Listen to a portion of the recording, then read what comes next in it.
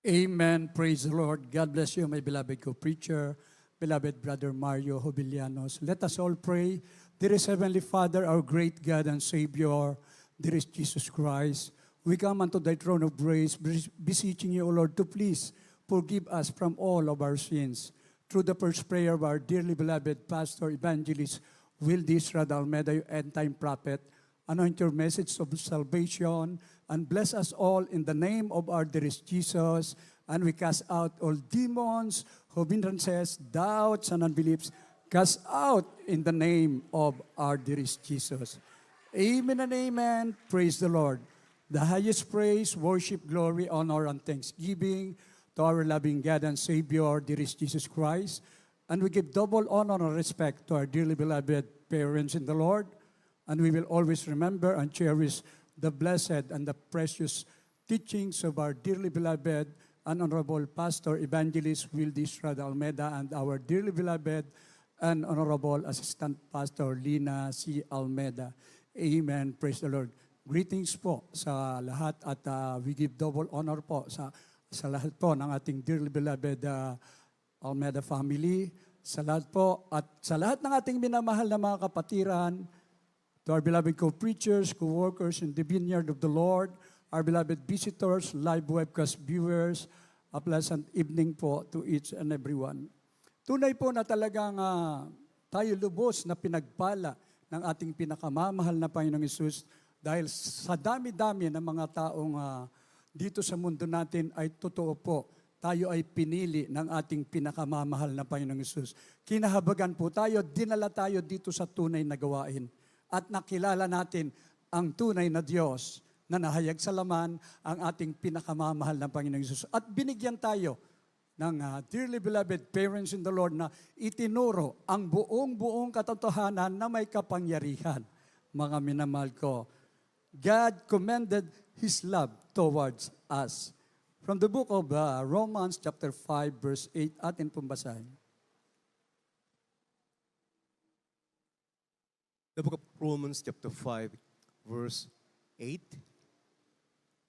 But God commendeth His love toward us, in that while we were yet sinners, Christ died for us. Mga taga-Romang Kapitulo 5, versikulo 8. Darapat ipinagtatagubilin ng Diyos ang kanyang pag-ibig sa atin. Nang tayo makasalanan pa, si Kristo ay namatay dahil sa atin. Amen.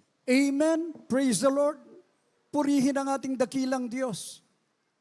Ipinagtagubilin ng Diyos ang kanyang pag-ibig sa atin na nang tayo'y mga makasalanan pa at si Kristo ay namatay dahil sa atin. Mga minahal, kinahabagan tayo ng ating dakilang Diyos. Ang lumikha sa atin ang ating dakilang Ama.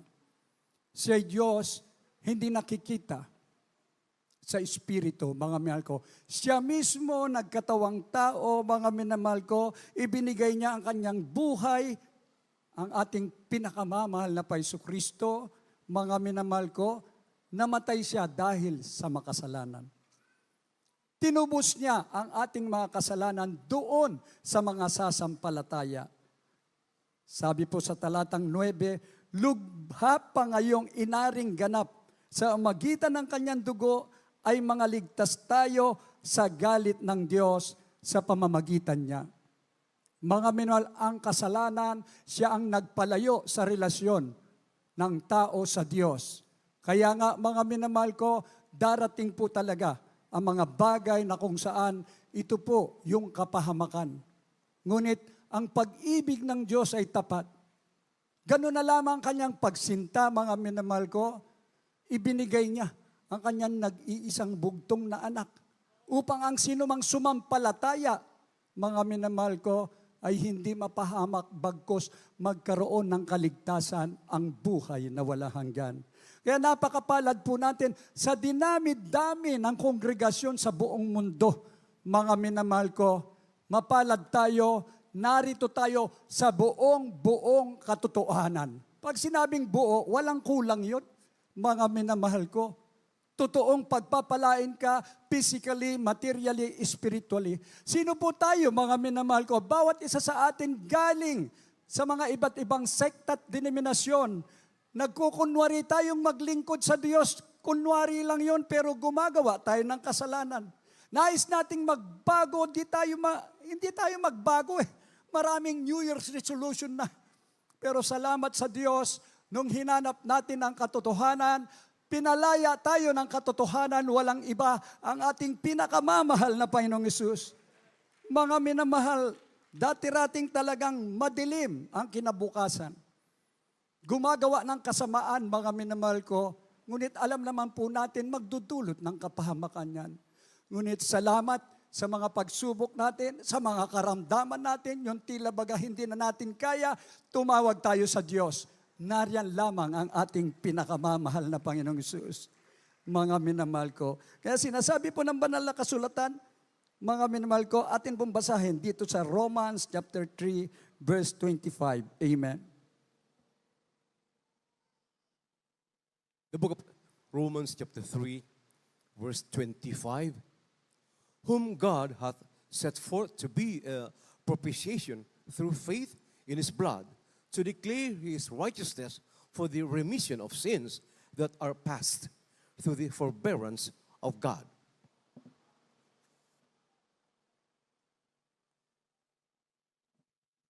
Dito po sa Aklat ng Roma, Kapitulo 3, ang talatay 25. Na siyang inilagay ng Diyos na maging pangpalubag loob sa pamagitan ng pananampalataya sa kanyang dugo upang maipakilala ang kanyang katwiran dahil sa hindi pagpansin sa mga kasalanan na nagawa ng nagdaang panahon sa pagpapahinuhod ng Diyos. Amen. Amen. Praise the Lord. Since the very beginning, mga minamahal ko, ang ating mga ninuno, si Ibat, si Abadan, doon po nag-umpisa na magkasala. Unti-unti na ang mga tao ay napapahiwalay. Yung lumikha sa kanila, sa mga ninuno natin, napahiwalay eh. Mga minamahal, na walang relasyon sa ating pinakamamahal na Panginoon, na dapat sambahin siya sa espiritu at katotohanan, gumawa ng mga Diyos-Diyosan. Ayaw ng Diyos po. Dahil siya ang Diyos na totoong Diyos sa espiritu at katotohanan, sambahin natin siya ng buong katapatan. Ang sabi po, mga minamahal ko, na siyang iniligay ng Diyos na maging pampalubag loob sa pamamagitan ng pananampalataya sa kanyang dugo upang maipakilala ang kanyang katwiran at dahil sa hindi pagpansin ng mga kasalanan na nagawa ng nagdaang panahon sa pagpapahinuhod sa Diyos. Amen. Praise the Lord. Purihin ang ating pinakamamahal na Panginoon. Mapalad tayo. Ang ipinapangaral na ebanghelyo ng ating dearly beloved parents in the Lord, totoo pong buong katotohanan na may kapangyarihan na unawaan natin, mga minamahal ko, kung sino ang Diyos na sinasamba natin. Ang Diyos, ang Amang Banal na nasa langit na lumikha sa atin, siya'y bumaba, nagkatawang tao, mga minamahal ko, bilang tao, siya ang ating pinakamamahal na Panginoong Hesus. Pero bilang Diyos na nagkatawang tao, laksa-laksang mga himala ang ipinakita niya, ang mga bulag makakita, ang mga lumpo makalakad, mga minamahal ko, ang mga ketungin pinapagaling, ang mga demon possessed pinapalayas sa kapanahunan ng ating pinakamamahal na Panginoong Hesus hanggang sa ating kapanahunan dahil Jesus is the same yesterday, today, and forever. Eh, maghanap ka ng kongregasyon kung may nagaganap na ganyan, mga minamahal ko, marami. Pinepeke pa nila, nagkukunwari. Mga minamahal ko, pero hindi totoo. Mga minamahal ko, kung isang kongregasyon, sekta at denominasyon, pag may sakit, may sarili silang ospital. Paano nila maipakilala na ang ating pinakamamahal na Panginoong Hesus, ang dakilang manggagamot, mga minamahal ko. Dito ang inaanyayahan nyo, wala ng pag-asa sa karamdaman. Yung tinanggihan na ng mga ospital, yung mga taong inaayawan sa lipunan, mga minamahal ko. Ngunit, totoo po, dito may tunay na kagalingan, may pagbabago, may kapayapaan. Mga minamahal ko, giginhawa ang buhay mo. Ayaw mo pa ba nun? Higit sa lahat, makikita mo, mararanasan mo Believe and you will see. Sabi nga po mararanasan mo sa buhay mo. Talagang ikaw ngayon ay hindi na matitibag. Hindi ka na aalis dahil alam mo, nasa katotohanan ka na, huwag ka nang umalis. Nasa tamang pangangaral ka na ang Diyos ay tapat sa banal na gawain na ito. Lahat magsabing, praise the Lord. Kaya nga mga minamahal, ito po ang misyon ng ating dearly beloved parents in the Lord na iniatang sa kanila 50 years, mga minamahal ko, nasa pagsubok, ngunit dahil po sa kapangyarihan ng Diyos, lumaganap ang ating banal na gawain, buong mundo, mga minamahal ko, bawat sulok ng daigdig, may mga kapatiran na nagpupuri, mga minamahal ko, nakilala nila ang tunay na Diyos na makapangyarihan. Kaya nga mga minamahal, mapalad tayo. Nabuksan ang pangunawa natin, sumilay ang liwanag mula sa langit sa kapangyarihan ng ating pinakamamahal na Panginoon. Kaya nga sa kahabagan lamang ng Diyos kung bakit tayo narito. Mga minamahal ko, from the book of Ephesians chapter 2 verse 8, atin pong basahin. Ephesians chapter 2, verse 8. For by grace are you saved through faith, and that not of yourselves, it is the gift of God.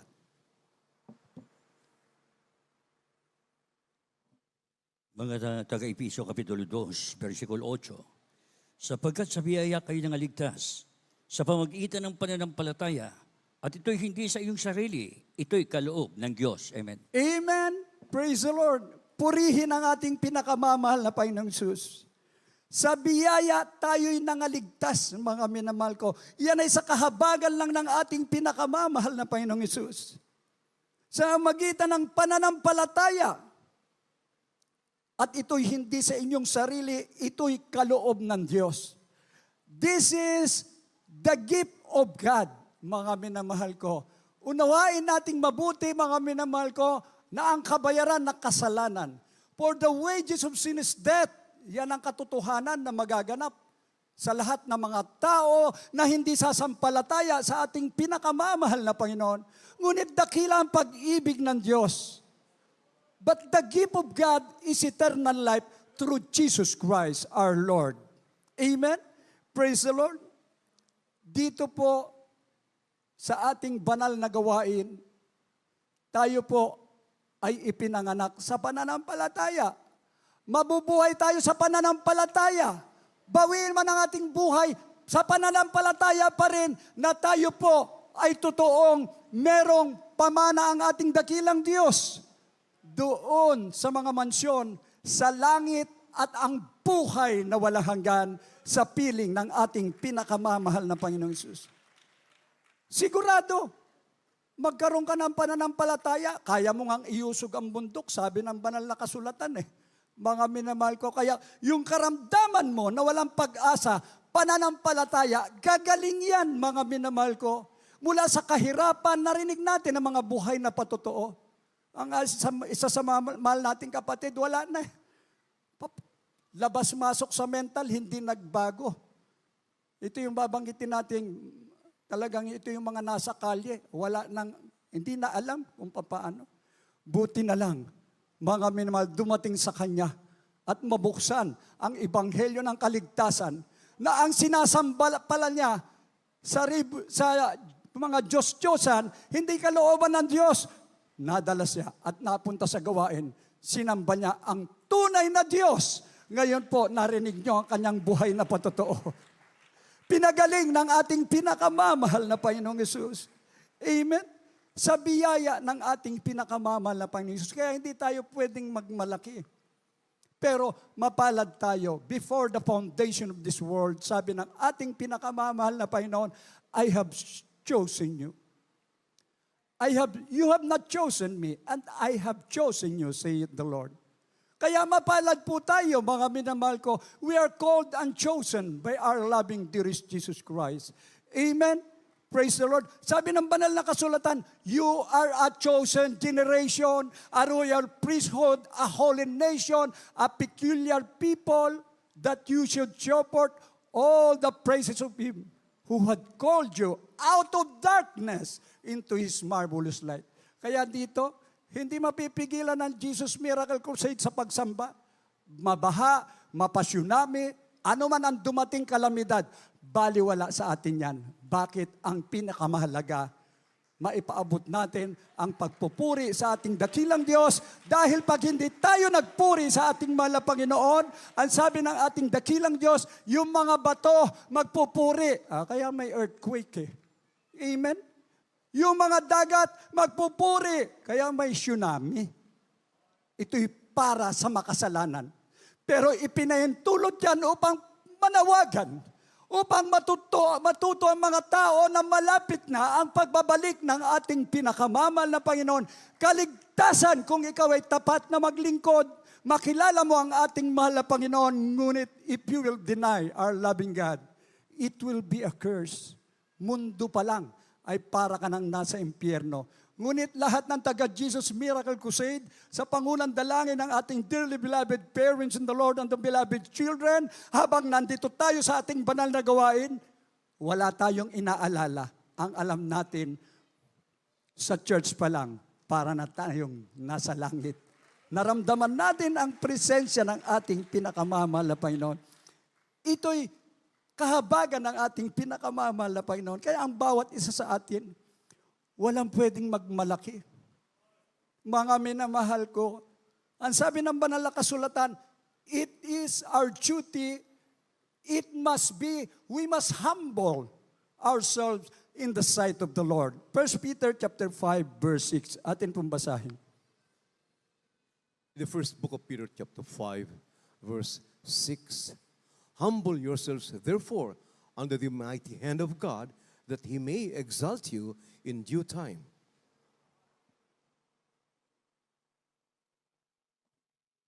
Dito po sa unang Pedro, Kapitulo 5, ang talatay 6. Kaya't kayo'y magpakababa sa ilalim ng makapangyarihang kamay ng Diyos, upang kayo'y kanyang itaas sa kapanahunan. Amen. Amen.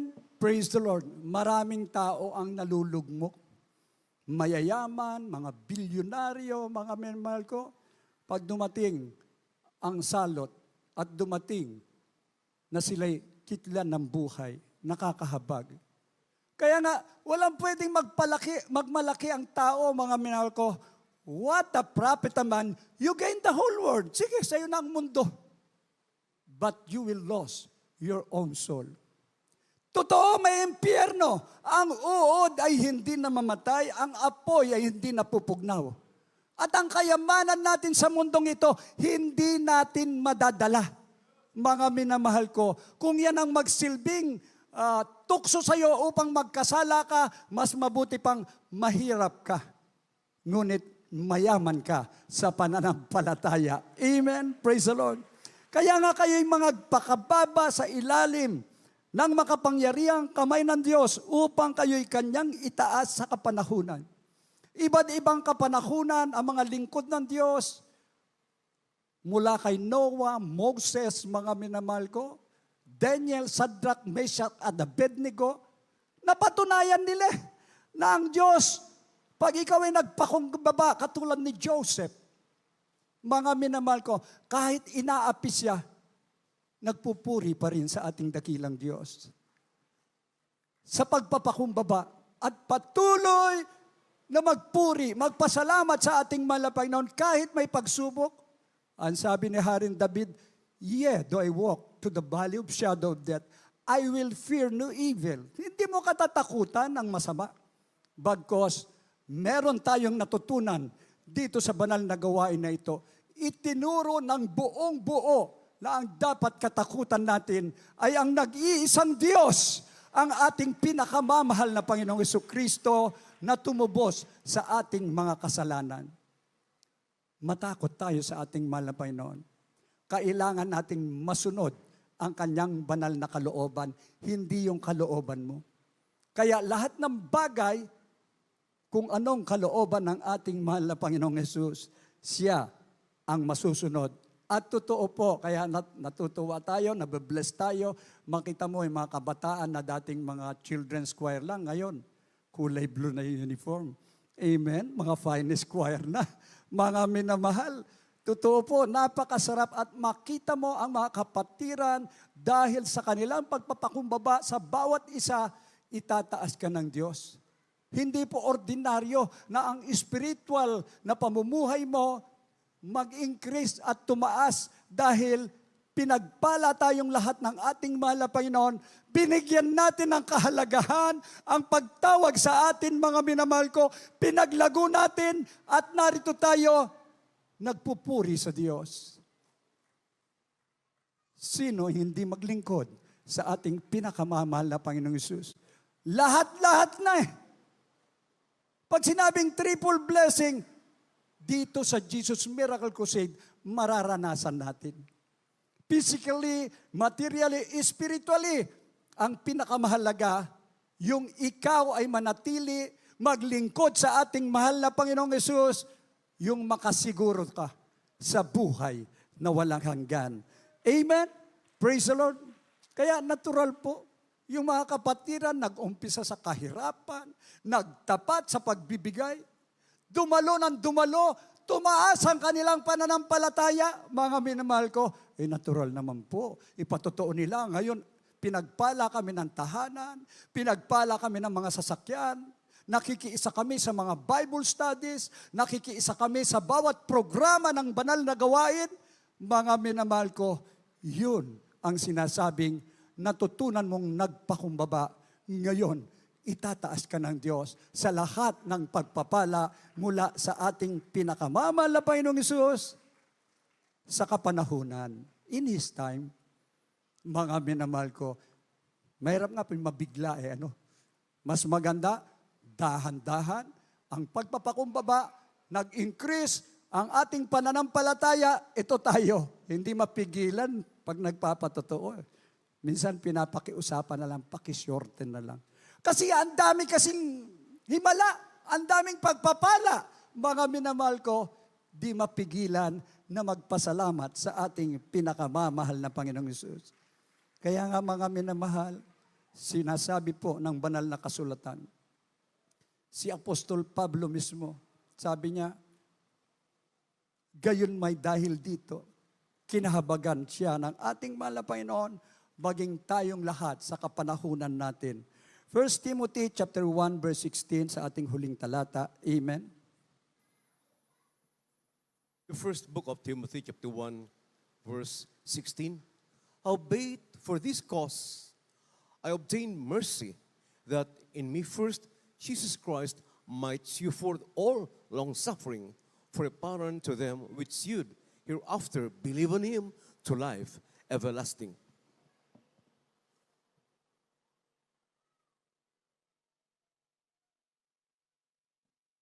Unang Timoteo Kapitulo 1, versikulo 16. Gayon may dahil dito, kinahabagan ako, upang sa aking pangulong pang makasalanan ay maipahayag ni Jesucristo ang buong pagpapahinod niya, na halimbawa sa mga nagsisampalataya sa Kanya sa ikabubuhay na walang hanggan. Amen.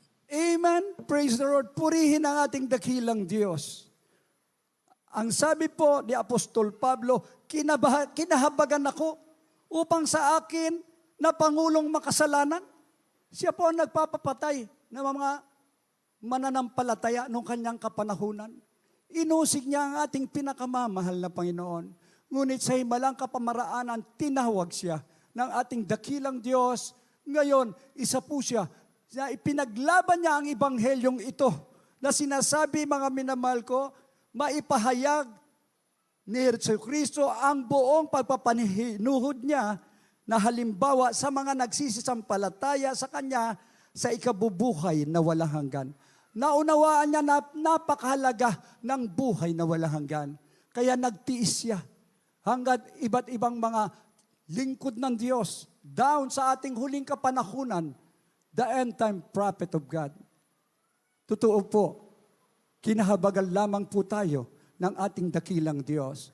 Ang ating dearly beloved parents in the Lord, mga kami na nasa piling ng ating pinakamamahal na Panginoong Hesus. Totoo, mula sa langit, anuman ang daing mo sa ating mahal na Panginoon, tumawag ka, tutugon siya, mga minamahal ko. Ngunit ikaw, at ako na narito. Ang pananampalataya natin ay kailangang mag-increase. Ano po ang sikreto? Katulad ng ating dearly beloved parents in the Lord, nakakamiss yung mga salita nila. Tuwing matatapos ang gawain, sasabihin nila, mga minamahal, huwag kayong a-absent. Napakahalaga ng kaligtasan. At doon sa dumalo ng dumalo, hindi uma-absent, mga minamahal ko, pwede mo silang tawaging di matinag na Kristiyano. Ano man ang dumating na unos, narito pa rin nagpupuri sa ating mahal na Panginoon, nag-i-encourage sa mga tao at sinasabing, buhay ang Diyos. Iniibig kayo ng ating pinakamamahal na Panginoon na tayong lahat ganoon ang pamantayan natin upang maging liwanag tayo sa mundong ito.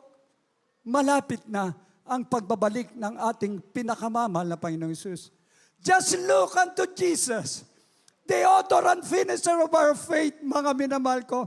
Wala na tayong isa sa puso't isipan kung hindi bigyan ng kahalagahan ang kaligtasang ibinigay sa atin ng ating pinakamamahal na Panginoon sa ikabubuhay ng walang hanggan. Tingnan niyo po, mga sa ikabubuhay ng walang hanggan.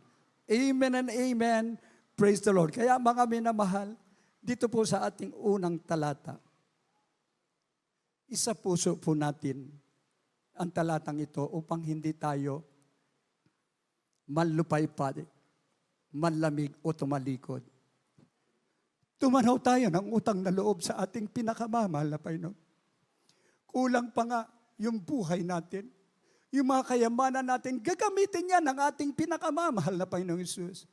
Pero ang sabi ng banal na kasulatan, ipinagtagubilin ng Diyos ang kanyang pag-ibig sa atin na nang tayo'y mga makasalanan pa, si Kristo ay namatay dahil sa atin. He's the Lamb of God that taketh away the sins of the world. Mga minamahal ko, hindi naman kinakailangan magsakripisyo tayo at magpapako sa krus. Ang kailangan lang, magsakripisyo tayo, dumalo ng dumalo ng dumalo. Sukatin mo ang iyong pananampalataya. Baka bumabagsak, maglingkod ka ng buong katapatan. Ang tunay na kayamanan sa mundong ito, yung ikaw ay mayroong pinakamataas na pananampalataya. Sabi ng ating dearly beloved parents in the Lord, ang paglilingkod sa Diyos, anak, kahit sumobra, huwag ka lang magkulang, bumagsak ka man, langit pa rin. Amen? Palakpakan po natin ang ating pinakamamahal na Panginoon Hesus. Tayo pong lahat ay umawit. For God so loved the world. Inibig ng Diyos ang sanlibutan ito na lahat ng makasalanan ay maligtas sa huling panahon. Amen and amen. Praise the Lord. At mga minamahal, aking ibigay po ang buong pagkataon sa ating beloved ordained preacher, Louis Angeles. Amen.